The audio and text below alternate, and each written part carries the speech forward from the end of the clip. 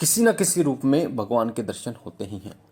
भगवान के दर्शन कई प्रकार से आपको होते हैं, पर आपको जानकारी नहीं होती कि ये भगवान के दर्शन हुए हैं या फिर नहीं हुए। क्योंकि जब भगवान के दर्शन होते हैं तो आपको पता नहीं होता, तो आपको उन लक्षणों के बारे में पता होना चाहिए, उन संकेतों के बारे में पता होना चाहिए कि जब आपको भगवान के दर्शन होते हैं तो आपको क्या संकेत मिलते हैं, कैसा महसूस आपको होता है। तो आपको पता चलेगा कि भगवान के दर्शन आपको हो चुके। देखिए, साक्षात जो दर्शन हैं भगवान के, उनको पाना काफ़ी समय लगता है उसमें, और काफ़ी मेहनत और भक्ति लगती है, तब जाके भगवान के साक्षात दर्शन होते हैं। बाकी आपके कर्म सही हैं तो भगवान आपको साक्षात दर्शन भी दे सकते हैं। और अगर भगवान की मर्जी है, कई बार ऐसा होता है कि आपके कुछ ऐसे कार्य, कुछ ऐसे कर्म भगवान को इतने पसंद आ जाते हैं, उन इष्ट को आपके इतने प्रसन्न आ जाते हैं कि वो आपको दर्शन दे देते हैं बिना किसी भक्ति करे। तो ये सब जो होता है ये उनकी कृपा के ऊपर निर्भर करता है। और 100 में से 5-10 ऐसे लोग होते हैं जिनको भगवान चुनते हैं अपनी सेवा के लिए, जिनको भगवान दर्शन देते हैं, जिनको संकेत देते हैं, ताकि वो समाज कल्याण में अपनी भागीदारी दे सकें। तो आज मैं आपको उन्हीं संकेतों के बारे में बताने जा रहा हूँ, जिन संकेतों से आप ये जान सकते हैं कि भगवान ने आपको दर्शन दिए हैं, भगवान आपको दर्शन दे चुके हैं। सबसे पहले, जब भी कोई देवी या देवता आपको दर्शन देते हैं तो वो कुछ संकेत आपको देते हैं, और वो संकेत आपको सबसे पहले स्वप्न के माध्यम से मिलते हैं। क्योंकि सपने जो होते हैं वो डायरेक्ट जुड़े होते हैं देवी देवताओं से। कई लोग ऐसे भी होते हैं जो स्वप्न के माध्यम से अन्य लोगों का भ्रमण भी कर जाते हैं, और वो ये सोचते हैं कि ये तो मेरा वहम था।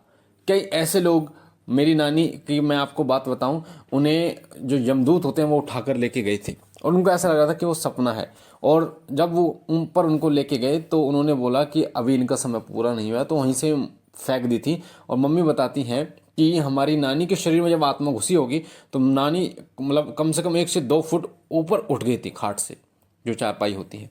और फिर नानी ने बोला कि ऐसा लग रहा था मुझे तो सब कुछ सपना है। तो वो सपना नहीं होता, वो स्वप्न के माध्यम से जब आप सो रहे होते हैं तो आपका जो सूक्ष्म शरीर होता है वो जागृत रहता है, और वो सूक्ष्म शरीर भ्रमण करता है। भगवान के दर्शन भी अन्य लोकों में भी जाता है, वो आपके कर्मों के अनुसार। तो आपको सबसे पहले ये विश्वास करना होगा कि जो आपको दर्शन हुए हैं स्वप्न के माध्यम से, वो आपको ही हुए हैं और वो भगवान ही हैं। क्योंकि जब आप विश्वास करना शुरू कर देते हैं ना, तो भगवान आपको दर्शन देना शुरू कर देते हैं। सवारी आपको आनी शुरू हो जाती है, गुरु आपको प्राप्त हो जाता है, शक्ति आपको प्राप्त हो जाती है, जब आप विश्वास करना शुरू कर देते हैं। ये विश्वास ही होता है कि जो लोग जब पूजा करते हैं तो हवन करते हैं, उनके दीपक में उनके इष्ट देव की मूर्ति बन जाती है, माता काली की कोई मूर्ति बन जाती है, माता काली की छवि बन जाती है, या भगवान शिव की छवि बन जाती है, और वो उसको अपना मानकर, अपनी पूजा का फल मानकर और फिर और ज़्यादा सेवा करते हैं। जब वो फूल अर्पण करते हैं, फूल उनकी झोली में गिर जाता है, तो वो यही संकेत है, विश्वास ही होता है कि भगवान ने हमारी विनती सुन ली है। तो ये विश्वास के ऊपर ही होता है। तो आपको सपने में विश्वास करना होगा कि भगवान ने आपको दर्शन दिए हैं। अब दर्शन भगवान के सपने में आपको कैसे होते हैं, किस किन रूपों में होते हैं? सबसे पहले, कई बार आपको सपने में ऐसे दिखाई देता है कि जिस तस्वीर या मूर्ति की पूजा आप अपने घर में कर रहे हैं वो बार बार आपको दिखाई देती है, बार बार सपने में आपको दिखाई देती है। कई बार ऐसे मंदिर या ऐसी मूर्ति तस्वीर के आपको दर्शन होते हैं जो आपने कभी देखी ही नहीं जिंदगी में, कभी आपने जिंदगी में नहीं देखी। कभी बहुत ही छोटी और कभी बहुत विशालकाय मूर्ति या तस्वीर के दर्शन आपको होते हैं। कभी आपको ऐसा लगता है कि कोई भजन कीर्तन हो रहा हो और आपके ऊपर सवारी आ रही है, आपके ऊपर सवारी आ रही है, तो ये इस प्रकार के दर्शन भी आपको होते हैं।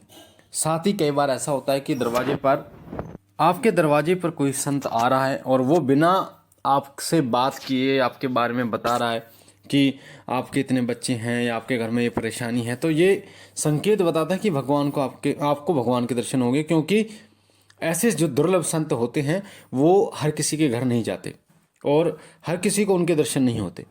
भगवान कभी आपको ऐसा नहीं है कि अपने असली रूप में आपको दर्शन दे दे, बहुत ही कम ऐसा होता है, पर कहीं ना कहीं वो किसी न किसी रूप में आपको जरूर दर्शन देते हैं, जिससे आप ये जान सकते हैं कि भगवान ने आपको दर्शन दे दिए। साथ ही भगवान के जब दर्शन आपको होते हैं तो सौम्य रूप में होते हैं, कभी क्रोध अवस्था में आपको उनके दर्शन नहीं होते।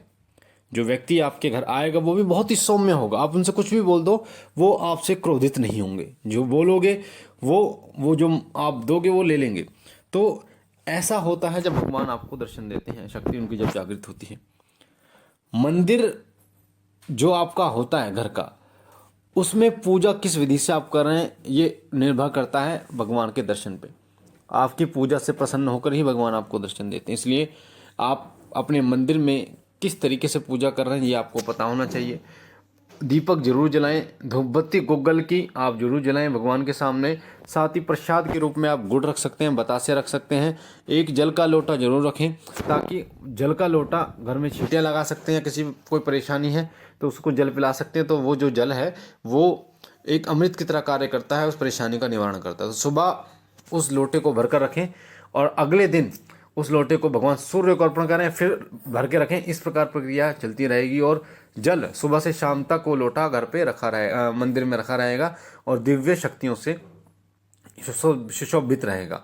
तो इस प्रकार से आपको जल के लोटे को रखना है। साथ ही आपको पूजा करने के बाद, यानी कि पूजा आपकी समाप्त हो गई, आपने भोग रख दिया, आपने मंत्र जाप किया, चालीसा पाठ किया, कुछ भी किया, आपने प्रार्थना की, उसके बाद आपको आरती जरूर करनी है। आरती कपूर से आप करें तो सर्वोत्तम रहेगी। कपूर से की गई आरती का फल कई गुना मिलता है, क्योंकि कपूर से जो आरती करते हैं उससे भगवान बहुत जल्दी प्रसन्न होते हैं। साथ में अपने घर में, आपके घर में सकारात्मक माहौल बनता है, तमाम नकारात्मक ऊर्जाएं नष्ट हो जाती हैं। नकारात्मक ऊर्जाएं नष्ट होकर, और आरती आपको जरूर करनी है, क्षमा याचना कीजिए भगवान से, ताकि वो आप पर अपने अंगों पर बसाएं, आप पर अपनी कृपा करें। तो मुझे आशा है जानकारी आपको पसंद आई होगी। पहली बार चैनल पर तो चैनल को लाइक कीजिए, सब्सक्राइब कीजिए, ताकि जो जानकारी हम डालें पूजा पाठ से जुड़े वो सबसे पहले आपको प्राप्त हो। मैं बाबा भोलेनाथ से विनती करता हूँ कि बाबा भोलेनाथ आप पर अपने असीम कृपा बनाए रखें, आप और आपका परिवार सदा सुखी रहे, स्वस्थ रहे, खुश रहे। हम मिलते हैं एक नई जानकारी के साथ, तब तक के लिए ओम नमः शिवाय, ओम नमः शिवाय।